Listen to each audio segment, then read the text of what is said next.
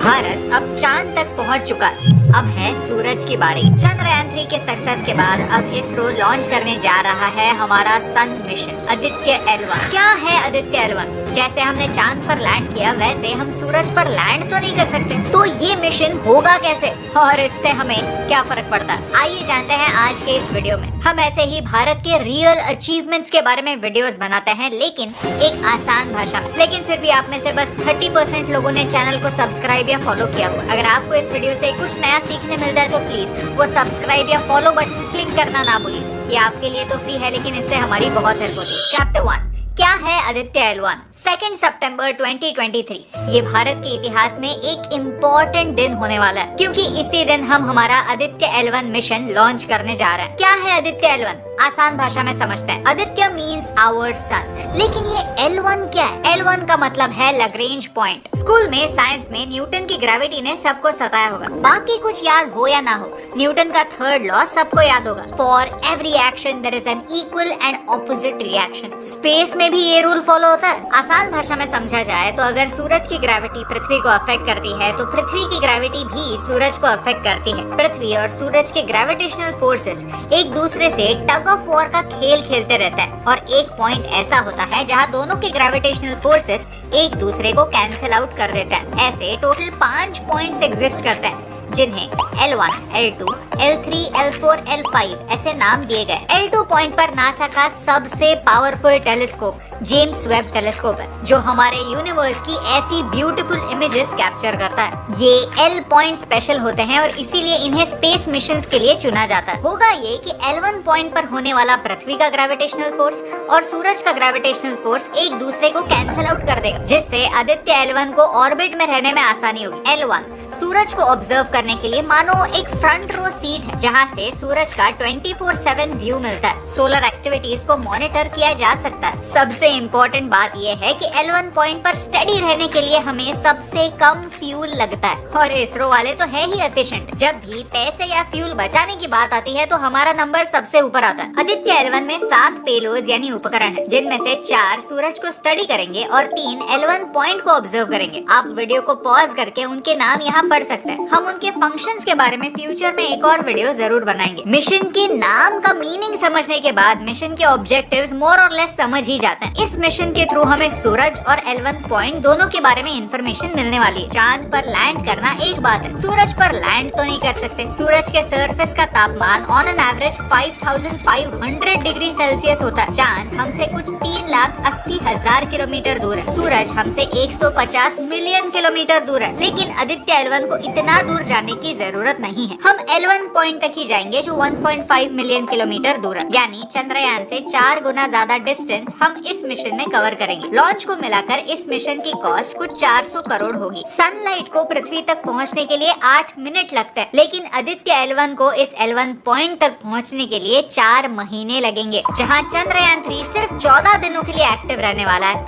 Aditya L1 पूरे 5 सालों के लिए एक्टिव होगा। L1 पॉइंट पर हम अकेले नहीं है। यूरोपियन स्पेस एजेंसी का सोहो यानी सोलर हीलियोस्फेरिक ऑब्जर्वेटरी सैटेलाइट वहां ऑलरेडी मौजूद है। चैप्टर 2, सूरज इम्पोर्टेंट क्यों? अब आप सोचेंगे, वेट, चंद्रयान एटलीस्ट मून पर लैंड करने जा रहा था, तो वहाँ की सॉइल वगैरह जांच कर सकता है, वहाँ का टेम्परेचर देख सकता है, फ्यूचर में ह्यूमंस को वहाँ कॉलोनी बसाने के लिए इम्पोर्टेंट डेटा कलेक्ट कर सकता है। लेकिन आदित्य L1 ना ही सूरज पर लैंड करेगा, ना ही सन के ज्यादा करीब जाएगा। सूरज को देखना ही है तो गॉगल्स पहन के भी तो देख सकते हैं, तो सूरज के थोड़ा सा पास जाने से क्या फर्क पड़ता है? आदित्य L1 मिशन काफी लंबा है और उसके ऑब्जेक्टिव्स काफी इंटरेस्टिंग। उनमें से मेरे 3 फेवरेट ऑब्जेक्टिव्स की कहानी आपको सुनाता हूँ। नंबर 1, आदित्य L1 सूरज के कोरोना को स्टडी करेगा। कोरोना सूरज का एकदम आउटर मोस्ट लेयर होता है। सोलर इक्लिप्स के फोटोज में आपको दिखने वाली ये बॉर्डर सन का कोरोना है, लेकिन ये लेयर काफी इंटरेस्टिंग है। आपने कभी कैंपिंग की होगी तो देखा होगा कि आग से हम जितना दूर जाते हैं उतनी ही गर्मी कम होती है। सूरज के बीचों बीच उसके कोर में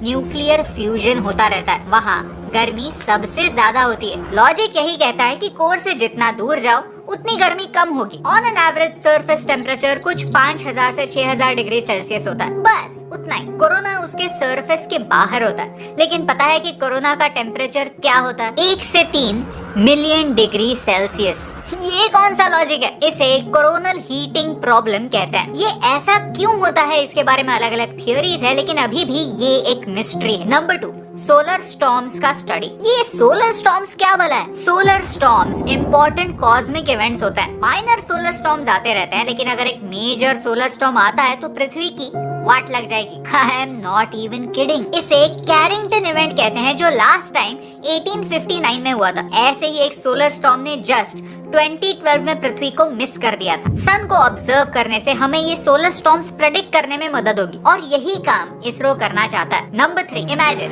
अगर जहाज को समंदर में लंबे सफर के लिए जाना है तो समंदर के वेदर का अंदाजा लगाना इम्पोर्टेंट होता है। वैसे स्पेस मिशंस के लिए हमें स्पेस वेदर को समझना होगा। यू सी, हमारा सूरज पृथ्वी से 109 गुना बड़ा है। सूरज में 13 लाख पृथ्वी जैसे प्लैनेट समा जाएंगे, और हमारे सोलर सिस्टम का 99.86% मास हमारे सूरज में ही है। यानी हमारे सोलर सिस्टम के बाकी सारे प्लैनेट्स, मून वगैरह मिला जुला कर सिर्फ 0.14% मास है। हमारे सूरज का हमारे सोलर सिस्टम पर काफी बड़ा इम्पैक्ट होता है। CME यानी कोरोनल मास इजेक्शंस, फ्लेयर्स और आयोनाइज्ड प्लाज्मा का हमारी सोलर सिस्टम पर होने वाला इम्पैक्ट हमें हमारी फ्यूचर ट्रिप्स प्लान करने में हेल्प करेगा। चैप्टर 3, ये मिशन इम्पोर्टेंट क्यों? चंद्रयान 3 भारत के लिए इम्पोर्टेंट था क्योंकि अब ये प्रूव हो गया है कि हम किसी और सेलेस्टियल बॉडी पर सॉफ्ट लैंडिंग कर सकते हैं। सॉफ्ट लैंडिंग का मतलब है क्रैश किए बगैर हम किसी पेलोड को सेफली वहां तक पहुंचा सकते हैं। अगर हमें फ्यूचर में ह्यूमन मिशंस प्लान करने हैं तो ये रिस्पॉन्सिबिलिटी काफी बड़ी होगी। ये एक अलग किस्म का चैलेंज होता है क्योंकि यहाँ पर रिस्क बहुत हाई होते हैं और फेलियर का चांस 0। इसीलिए हमसे पहले सिर्फ 3 देशों ने ही सॉफ्ट लैंडिंग अचीव की थी, अमेरिका, रशिया और चाइना। देखा जाए तो ये तीनों इकोनॉमीज भारत से काफी बड़ी हैं, लेकिन फिर भी कम बजट के बावजूद सॉफ्ट लैंडिंग करना और हमारे सारे पेलोड्स को सेफली चांद तक पहुंचाना इस बात की मिसाल है कि हमारे साइंटिस्ट किसी से कम नहीं। अगर आप हमारा चंद्रयान 3 का कवरेज देखना चाहते हैं तो हमने बहुत सारे वीडियोस बनाए हुए, वो आप यहाँ पर देख सकते हैं। लेकिन आदित्य L1 इम्पोर्टेंट क्यों? क्योंकि ये हमारा सबसे पहला सन फोकस्ड मिशन होने वाला है। हमसे पहले अमेरिका का पार्कर सोलर प्रोब, ESA का सोलर ऑर्बिटर मिशन और चाइना का advance space based solar observatory mission launch हुआ। साथ ही साथ रशिया, जर्मनी, UK और जापान ने भी अपने मिशंस लॉन्च किए। यानी हर इम्पोर्टेंट देश ने सूरज का पृथ्वी पर होने वाला इम्पैक्ट स्टडी करने की कोशिश की है। भारत पर क्लाइमेट चेंज का इम्पैक्ट सबसे ज्यादा होने वाला है। सूरज सोलर मैक्सिमा यानी हाई सोलर एक्टिविटी और सोलर मिनिमा यानी लो सोलर एक्टिविटी के फेजेस से गुजरता रहता है। ये साइकिल्स हर 11 सालों में रिपीट होते रहते हैं, जिनका डायरेक्ट इम्पैक्ट पृथ्वी पर होता है। सूरज हमारी पृथ्वी का प्राइमरी एनर्जी सोर्स है। 180 पेटावाट एनर्जी पृथ्वी के एटमॉस्फेयर तक पहुंचती है, जिसमें से 30% अब्सॉर्ब होती है और 70% रिफ्लेक्ट होती है। एनर्जी को ऑब्जर्व करना हमें एज अ स्पीशीज प्रोग्रेस करने में हेल्प करेगा। अक्सर लोग सोचते हैं कि स्पेस अमीर देशों का खेल है, लेकिन विक्रम साराभाई एक विजनरी थे। उन्होंने इसरो इसी विजन से सेटअप किया है कि हमारा स्पेस ऑर्गेनाइजेशन स्पेस टेक्नोलॉजी का इस्तेमाल हमारे और आपके day to day problem solve करने में करे। इसीलिए इसरो ने इनसैट सैटेलाइट्स डेवलप की, जिनसे टेलीकम्युनिकेशन और ब्रॉडकास्ट होता है। रिमोट सेंसिंग टेक्नोलॉजी से हमारे नेचुरल रिसोर्सेज मॉनिटर होता है। पृथ्वी में होने वाले बदलाव के बारे में हमें पता चलता है। ग्राउंड वाटर डेटा किसानों तक पहुंचता है। वेदर पैटर्न्स डिटेक्ट होते हैं। डिजास्टर मैनेजमेंट होता है। नाविक हमें नेविगेशन में मदद करता है। आज तक हमने अर्थ ऑब्जर्वेशन से हमारे प्लेनेट के बारे में जाना। अब हमारे एम्बिशंस बड़े हो रहे हैं। अब हम दूसरे सेलेस्टियल बॉडीज को भी स्टडी कर रहे हैं। हमारे झंडे को और ऊंचा ले जा रहे हैं। ये हर इंडियन के लिए एक प्राउड मोमेंट होगा। अगर आप इसरो को आदित्य L1 के लिए विश करना चाहते हैं तो कमेंट्स में ऑल द बेस्ट स्पैम कर दीजिए, क्योंकि आपको ये कार्टून तो याद होगा जो न्यूयॉर्क टाइम्स ने मंगलयान के बाद लॉन्च किया था। शायद इस कार्टून को अब अपडेट करने की जरूरत है, जहां हम एलीट क्लब में घुसना नहीं चाहते। हम खुद अपने आप में एक एलीट क्लब बन चुके हैं, और यही इम्पोर्टेंट बात आप तक पहुंचाने से मुझे फर्क पड़ता है।